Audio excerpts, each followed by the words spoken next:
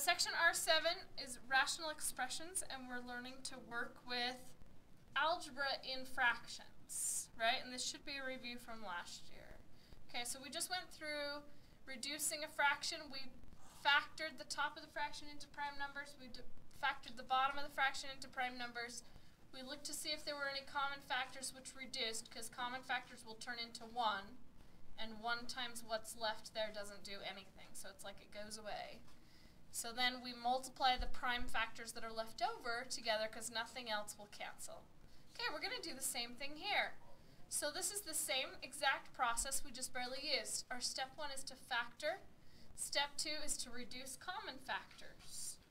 Okay, so step 1, let's factor the numerator. Now this one is the hard factoring we've learned that I told you at the beginning of the year that factoring was going to be one of the most important things for you to just be able to do and do well this year. Okay? So how do we do this hard factoring here? There's a couple of different ways. You can do guessing and checking, or you can multiply 2 times -3, which is a -6, and then factors of -6 that add up to 5. Okay, so then we rewrite this 2x squared positive 6x minus x minus 3. Do you remember when we did these? Yeah. And so we changed our positive 5x into a positive 6 minus 1. The first term and the last term did not change at all. Now we can factor by grouping. So we can factor out, what can we factor out of this first group? 2x. Good. And then we're left with what inside?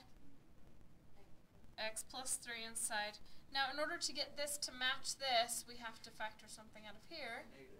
A -1. Very good. So the negative comes out of both terms, so we have an x plus 3 left there. That means we can rewrite that numerator as 2x, oh, I did that wrong, 2x minus 1, dun, dun, dun, that's a 1, times x plus 3. There's nothing squared, it's just that factor times that factor. Okay, now that's just the numerator of the fraction. What about the denominator? Can we factor anything out of the denominator? No. Okay, so I'm just going to write down the denominator the way it is. Does the denominator have any common factors with the numerator? 2x. Okay, that's a term, not a factor. No. Or 2x minus 1. Okay, 2x minus 1 and 1 minus 2x are two different things unless, Fernanda. Factor a 1 out of it. Very good. We can factor a -1 out of the denominator, which turns this into -1 plus 2x, and then the order you write the terms in doesn't matter. So doesn't that turn this into the same thing as that? Okay, let's just rewrite it to make sure we understand. 2x minus 1 times x plus 3 over -1 times 2x minus 1. So now we have common factors. What are our common factors? 2x minus 1 and 2x minus 1. So do we have any other common factors that can be canceled out? Nope. So anything that's left over, we multiply it together if there's anything left to multiply together, but in this case there's not. There's just x plus 3 divided by a -1. Okay, well that's kind of weird to write our answer that way, x plus 3 over a -1, so what's a better way of writing that out? -x minus 3. And that's our final answer. Okay, so I've said this a couple of times already, and I'm going to keep saying it and keep writing it down and hoping that it sinks in. This time I'm going to write it down as I say it. Don't reduce terms. Only reduce factors. What's the difference? What's a term? What's a factor?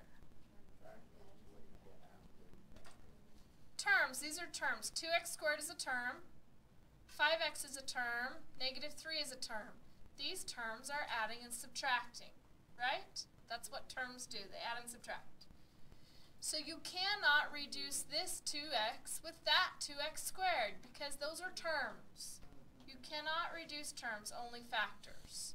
But then we get to this point and we have factors. What are factors? Usually in parentheses, not always, but usually in parentheses, and they're the things we multiply together. So terms add and subtract, factors multiply. Factors are the only things you can reduce, not terms. So if there's something adding and subtracting, you can't reduce it. Some people get really confused by why we can't do that. So let me just show you just a kind of a little something really fast. Let me think of something. What if I have like 3 plus 2 over 6? Okay? Let's say we notice that 3 will go into 6 2 times. So we decide to go ahead and reduce that. So 3 goes into 3 once, and 3 goes into 6 twice. So that means the answer is 1 plus 2, which is 3 over 2, right? The answer should actually be 5 6. Are 5 6 and 2 and 3 halves the same thing?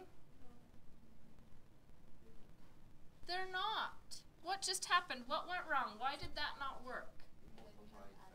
I was reducing terms instead of reducing factors.